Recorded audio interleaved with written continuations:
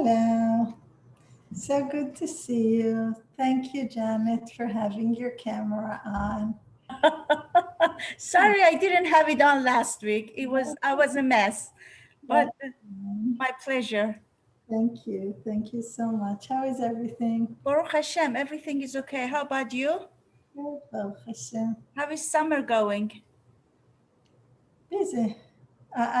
Kind of just started back to life after Corona not long ago, so there is so much to catch up to. Baruch Hashem. That's right. It should only be good. It's all good. Amen. It's all good. Baruch Hashem. Okay, so we're going to continue from last week. Last week's chapter, as I told you, it's my super favorite because it really works. You really could change yourself. So ask yourself, what is my goal? What do I need to say and do to achieve that goal? That's the question we have to ask ourselves. Basically, nowadays, every time we get into the car, unless it's to the grocery store or to somewhere that we go all the time and we know, what's the first thing we do? Waze or Google Maps, right? Why? Because we know that we have a goal where we want to reach. So we put it in the destination, and then most probably we'll get there. We might still make a mistake. We might still get stopped for speeding. There might be unexpected things on the way, but there is a much better chance that we are going to get to our destination in a timely manner. Maybe there will be traffic, maybe there will be accidents on the way, maybe there will be bottlenecking, whatever. But there is so much of a better chance for us to get to our destination in a timely manner if immediately, as soon as we get into the car, we put in the GPS or the Waze, the navigation, however, whichever one you like to use. My kids, some like Google Maps, some like Waze. Waze tells you if there is a police and where there is a camera and this thing, so that's why Waze is good. Everyone has its what's good about it, right? But we have to have our own navigation, and we have to have very clear, where do I want to go? Where am I trying to go? Every time we open our mouth, we have to think, what is my goal? What is my destination? What am I trying to get out of talking? So again, ask yourself, what is my goal? What do I need to say and do to achieve that goal?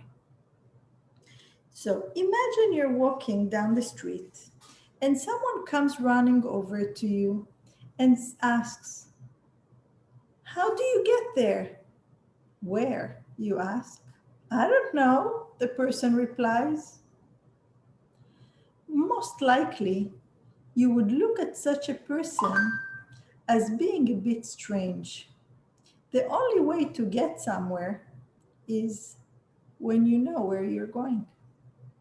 You can either figure out by yourself how to get there, or you could ask someone else, but you need to know where you're going. If you don't know where you're going, you're never getting there. Now, it's very interesting that it's not uncommon for people who are wise, regular, normal, to sometimes get upset at their spouse. Sometimes people call it midlife crisis, but it happens at different stages and different times. That suddenly a person could get really upset Because why am I here? You made me get to this. You turned me into this person. You hear this? Why am I in this place in life? So this is on a bigger scale, and we have that on a smaller scale too. And we blame the spouse. The reality, the truth, that person never set their navigation. Because if they would have set their navigation in the beginning of their marriage, it wouldn't take them 20 years to realize they landed in the wrong place. Every time, you know how the navigation keeps telling you, okay, now make a U-turn, now go back. If you had a clear destination, you wouldn't be getting there. It wouldn't be taking you 5 years or 10 years or 20 years to realize you're not where you want to be. So I'm not saying that it's our fault. It's not our fault, but we shouldn't blame the other one either. It is very important to realize that, hey, I really did not have a clear destination. I knew maybe what I don't like, maybe, because many times, let me give you a different example. We could be told, be in a company, and we laugh with them and we laugh at them, and suddenly we feel, ew, this is disgusting. Why am I here? But it takes us a while that we're actually enjoying ourselves until we realize, what, me? I'm here? I'm doing this? I can't believe it. We get pulled into things and we don't realize. Now, if you have very clear opinion about that behavior, it wouldn't take you 3 hours spending with this group of people to realize that you don't want to be with them. Only because a person has no clarity to begin with and what he is okay with and what he is not okay with, that then he realizes too late. When he does know, he picks it up from right away. When he doesn't know, it takes him a long time until he wakes up and smells the coffee and says, what? I didn't know. Okay. So next, so now you know. But this is something very important that I'm telling you now. It's something super important what I'm telling you. That many, many, many times people are upset at their parents, at their spouses for being where they are in life. And we really cannot blame anyone else but ourselves. We didn't know any better. Your parents didn't tell you? Guess what? They didn't know any better. Your husband didn't tell you? Guess what? He did not know any better. So this is where you ended. Okay, Baruch Hashem, HaKadosh Baruch Hu give us life, and we could fix things. We cannot change the past, but we could change the future. We could make the future a beautiful future. From this moment on, things could be different. And how can we make them different? By knowing how we do want it to be. If we know what we do want, then we could put that as a destination. Let's say you close your eyes and you say, okay, now this genie will come and will fill my wishes. So how do I wish my marriage to be? How do I want it to look like? Now, don't continue the fairy tale. It's enough we have a genie. So don't expect your husband to be what he's not, or you to be the beautiful 17-year-old that's not happening, right? But being realistic. What would be a realistic expectation that this is how you want to be speaking, communicating with your husband, with your wife, with your spouse, that this is how you take care of each other. And whatever that is, say, okay, that's my goal. And if that's my goal, how do I get there? Be realistic. But that's your goal. How do you get there? But we have to stop and think, what's my destination? If we don't think what my destination is, how will you ever get there? Imagine your husband tells you, tonight I'm going to take you out. He tells you that for a whole week. I'll be taking you out. And then you're all ready. You got dressed. You put on some perfume. You put makeup on. You're waiting for 6 o'clock for him to come home and take you. And he comes and he says, okay, so where do you want to go? What should we do? Yeah, for sure I want to take you out. I said I'll take you out. Of course I do. I meant it. But where should we go? But that's what we do a lot of times in life. Of course we want to do the right thing. Of course we want to do the best and be the best. But what is it? So in order not to make that, and you see, it, once we understand it, it looks like such a dumb mistake. But the reality is that very wise people do that. Very smart people do that on a regular basis with the most precious, with the most valuable things they have in their life.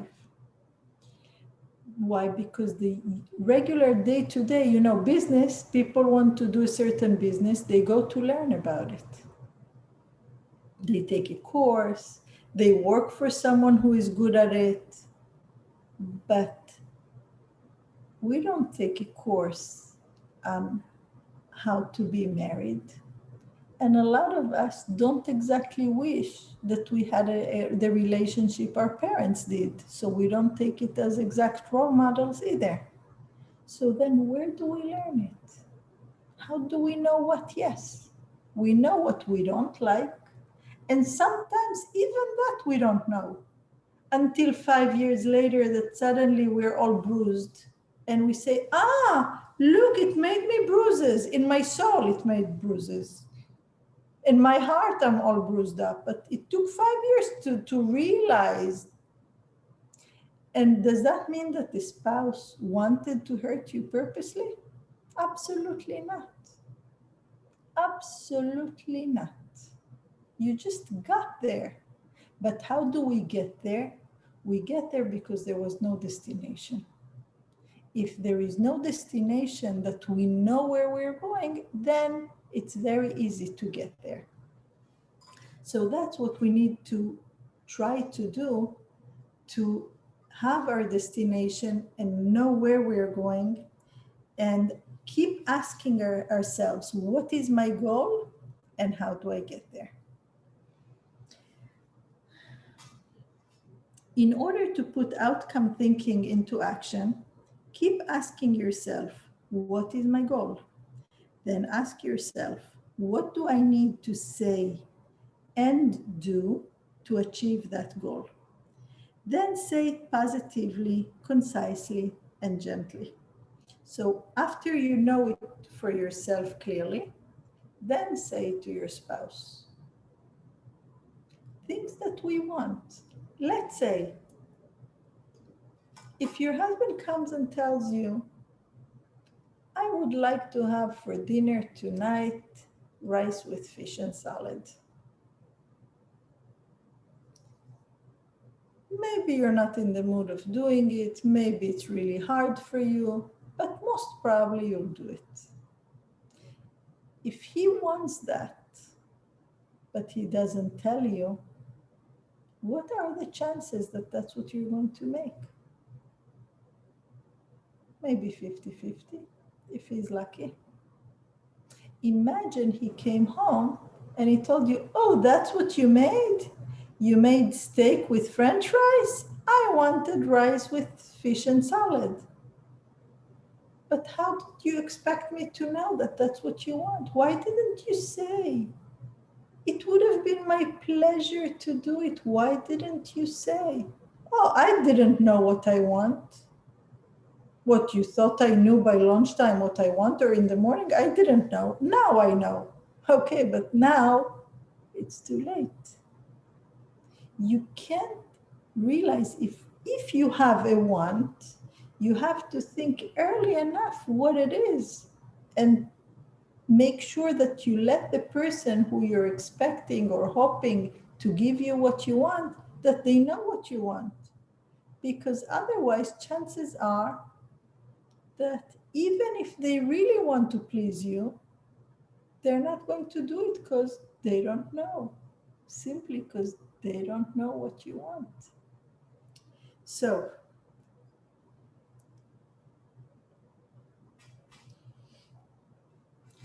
be specific when you ask for your goal. Suppose you want someone to give you money. You approach the person and ask him, could I please have some money? He might give you a few pennies. And he has given you what you requested. If you go and say, can you give me some money? And he gives you a quarter, he gave you money. You got what you asked for. So if you really wanted a loan of $1,000, say it. You might say, here, yes, you might get a no. But why would he know that you're asking for a loan or you're asking for a gift? How would he know if you're not clear? And then you're going to leave all upset and disappointed. I went to ask for money. I embarrassed myself. Whenever he asks me, I give him. One time that I asked, he wouldn't give it to me, but you didn't ask. You didn't ask. You know, there are people, sometimes they come to speak to me, and I feel so bad because it takes, let's say we have a 45-minute session, and I listen and listen and listen for I don't know how long, and they don't say anything. They talk the whole time, but I don't hear what the problem is until I have to start digging, and then I hear some things, and I never know if I heard the whole thing or not. They can't say what hurts them. They can't say what bothers them. And you know what? Maybe they don't even know. Maybe they don't even know what bothers them. They just know they're in pain. They just know they're in horrible pain. Or they know that they haven't slept together for the past 10 years. But they don't know how to say it because they don't really know what the problem is. And they don't know what went wrong. And they really don't know what's happening. So it was never clear to them. If a person has no clarity on what shouldn't be happening, then he's going to go downhill worse and worse and worse. And he doesn't know when he should press on the brake because he doesn't know this is wrong. He doesn't know this is unacceptable. So sometimes after we're broken and bruised, we realize it was the wrong thing. And then we're all angry and upset. But it's not the other person's fault that I didn't know what I want. It's not my fault either. And that's why I always say, let's not blame. We shouldn't blame because we're not going to gain anything from blaming. We have to take responsibility and say, okay, so where do I want to be? And we should do it the first thing we get in the car, that's when I learned that I should put the Waze when I'm next to my house. So this way, for sure, I have good reception, good internet connection. Because after I live on Bayview, there is no reception and the Waze doesn't want to give me he says he can't figure it out. So the sooner you do it, when you're still in your best state, think what you want. Let's say you're planning a Shabbat and you have guests and you're going to cook and you're going to clean and you're going to set up and you're going to clear and you're going to wash the dishes. And all you want is A, B, C from your husband, A, B, C from the guests.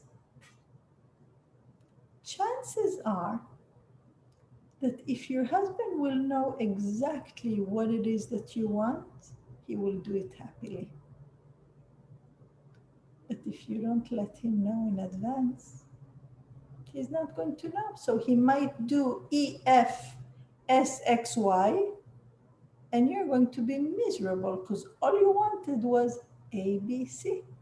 He did so, and he'll tell you, but I did so much more. But that's not what I wanted. But how would I know that that's not what you wanted?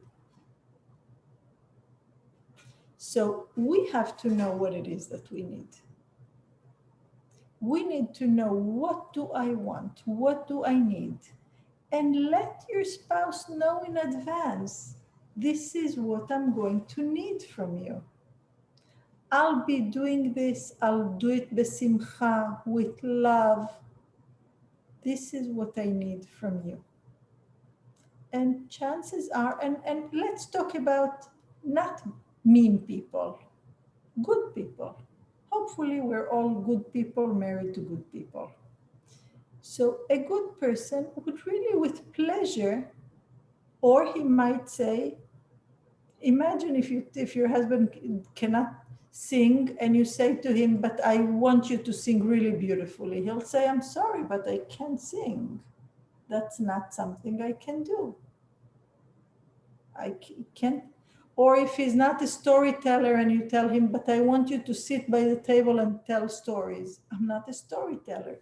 So we have to be realistic and we have to ask what we need, what we want, and we have to ask for it nicely. So here we're going to get to the next part. Let me see, I hope I'm not skipping anything. So be specific when you ask for your goal. Suppose you want someone to give you money. Okay, we read this. In marriage, a husband or wife will often say, stop treating me the way you do. What exactly does that mean? What exactly should a person stop saying or doing? So many times we say, I don't know, but whatever you're doing, I hate it. What part of it do you hate? You hate that I answered? You want me not to answer? What is it? And a lot of the times, once we ask ourselves, so what don't I like? We're going to see that nothing really was so horrible, that we just, whatever. But ask yourself, what is it? And be very specific. And when you say it nicely. If instead of attacking and putting down, we will know to ask nicely, this I like, this I don't like, without blaming. Not, you always want to hurt me and every time you say this, you hurt me so much. So the other person will be on the defensive and it's going to turn into a fight. But instead, if you say, you know, when you say this, I know you don't mean anything, but to me, it hurts. Can you not say it like that? Okay, thank you for telling me. I'll try.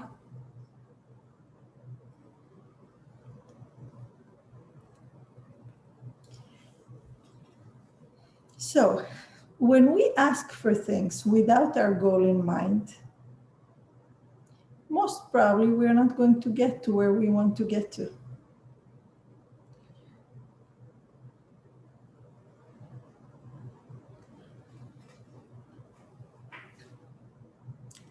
When we do have our goal in mind and we have clarity on what we want and what we don't like or what we don't want,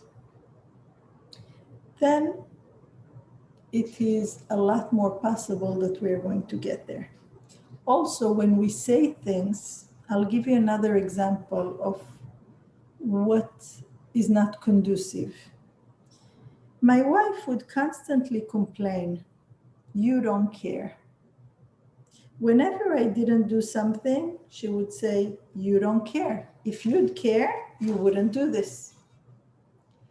If I ever said something she didn't like, she would say, "You don't care about my feelings." If I spilled something on the floor, she would say, "You don't care about the fact that I have to clean up. Otherwise, you wouldn't be spilling it." And this man would get very insulted, very hurt that she tells him, "You don't care." He really did care about his wife. And he did a lot of very caring things for her. But whenever there was something she didn't approve or like, she would say, "You don't care." Until one time he told her, "Can you please, when you want to tell me, 'Be careful, don't spill,' say, 'Hey, don't spill, be careful.' When you want to say, 'Don't talk to me like this,' just say, 'Don't talk to me like this.' Don't say, 'You don't care.' It really hurts me. But instead, when I do things nice for you, I want you to say to me, 'I see that you care. That's so nice of you.' So you're going to use that 'I don't care' only to positive things.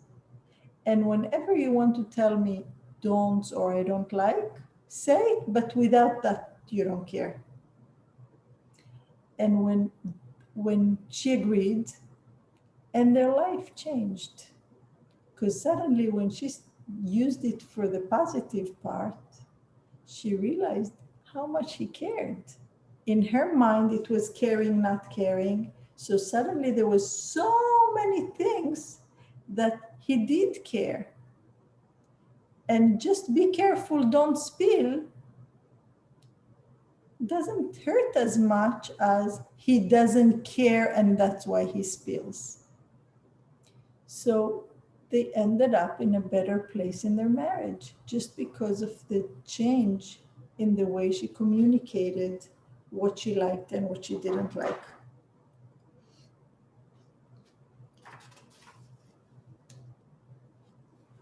Okay, so now when we do speak, when you speak to someone, the meaning of what you're saying is dependent on the way the person to whom you're speaking understands it.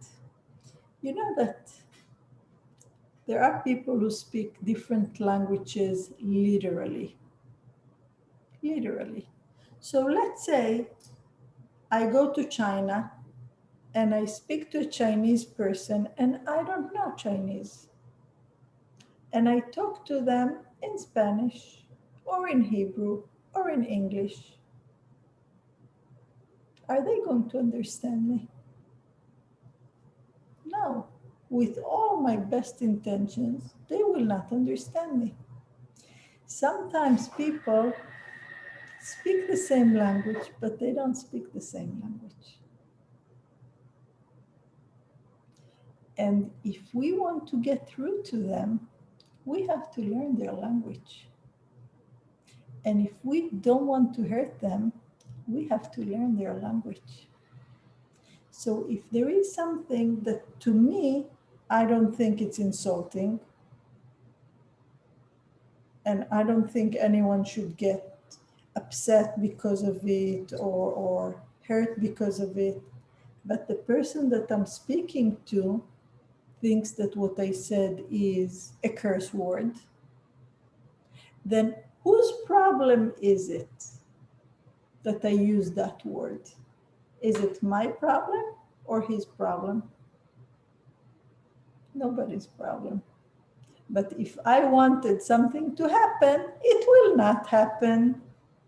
If I wanted to make the other person feel good and instead I used the word that he took it wrong, so I lost.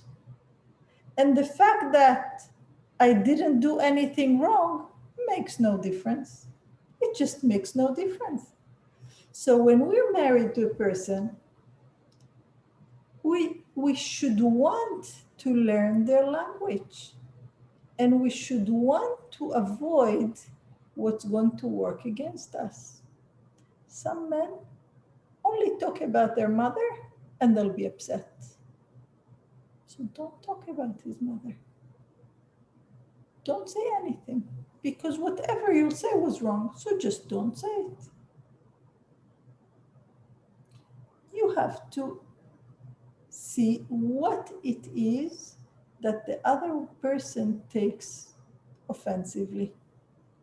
Even if it's wrong, even if it doesn't make sense. Some people grew up more, in their family, no one raised their tone of voice, no one used certain words, and those words are horrible.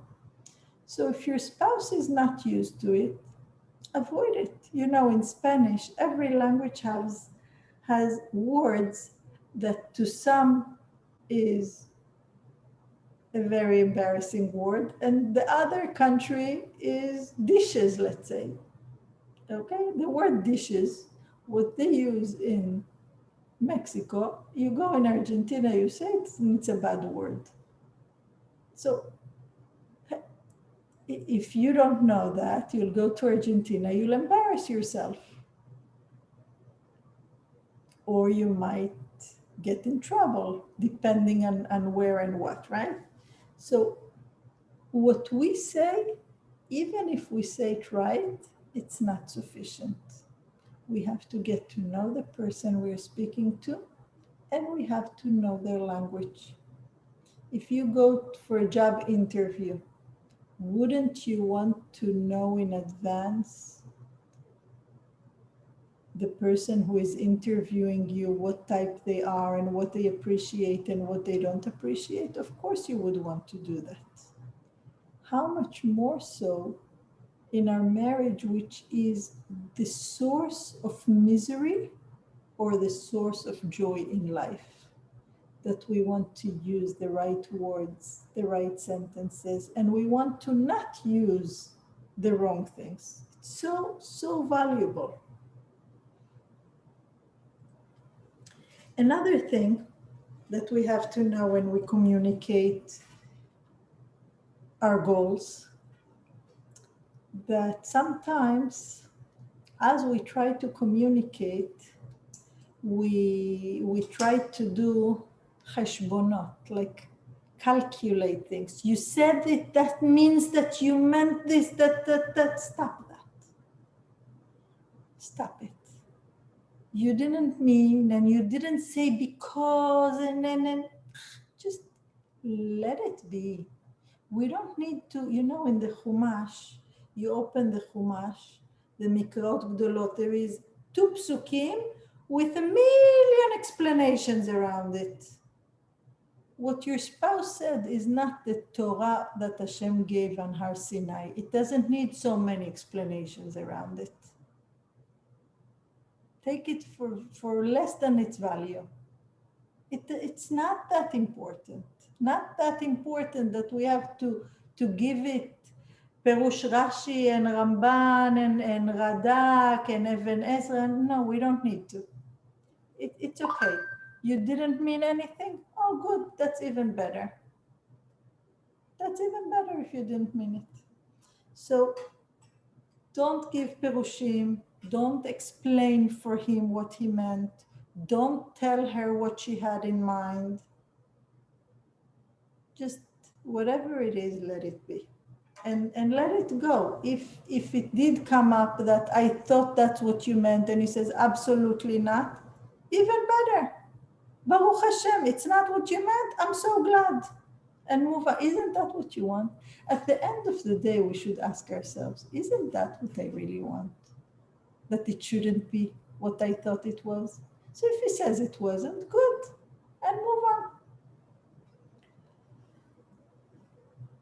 Another thing, we have to speak in a friendly tone. When we speak in an unfriendly voice, it increases resentment, stubbornness, and resistance. Is that what we want? We want our spouse to become more stubborn, more resentful? No. So that's again, it's outcome thinking, goal in mind. Do I want my spouse to become more stubborn with me and prove his point? If no, why do I take him there? If you put him on that spot or put her in that spot, that's what you'll get. If that's not what you want, don't put the other one in that spot. Sometimes our spouse might tell us, but the way you say it, you make me so angry, or you make me feel so bad, or I feel that you put me so down when you say that. When a couple has good communication, they can ask each other, so this is what I wanted to say. How would you have wanted me to say it? I wanted to say this. Now you understand what I wanted to say, right? Right. So how should I have said it? Not to hurt your feelings, but that you should hear what I want to say. Because sometimes we have messages that we want to get across. So how could I have said it that you would hear me and I wouldn't hurt your feelings? Communicate, because you know what? That conversation, the spouse might suddenly realize, I guess there was nothing wrong with it. Yeah, I guess there was nothing wrong with it. So that's also something you have to keep in mind, that communication, but it has to be very sincere, that you talk to each other, and when one says, you hurt my feelings, ask, so this is what I wanted to say. How should I say it?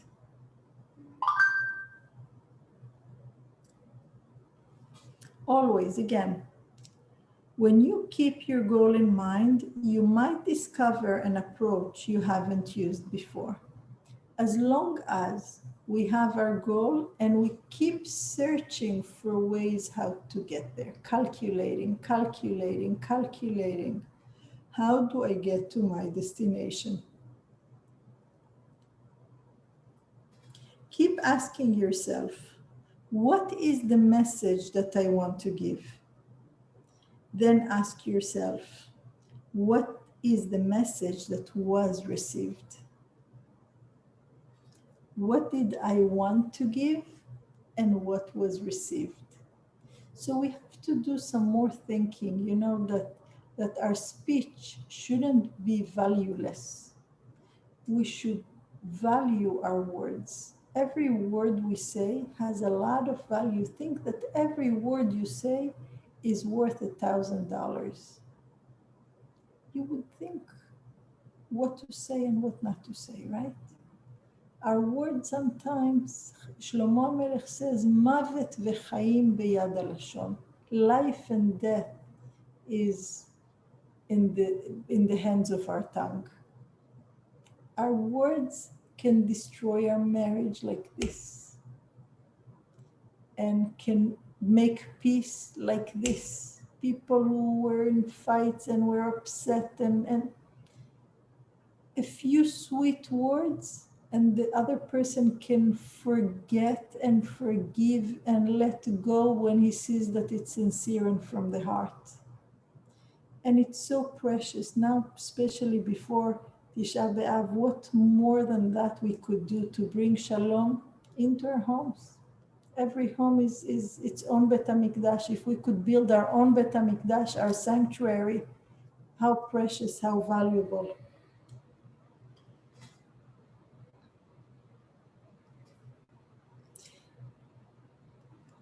If you thought that you were communicating respect, love, appreciation, or praise, and your spouse feels that you are being critical, offensive.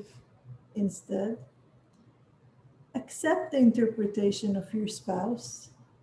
And you could say, I apologize. I did not realize this is the way it would sound to you. When you apologize for the way you said something, be careful not to say it in a way that would be a further put down. Because, see, a person could say, oh, I'm sorry, I really didn't mean to hurt you. Or a person could say, I'm so sorry, I didn't know you're so sensitive. You just made it worse, okay? So when we apologize, be nice. Don't continue hurting.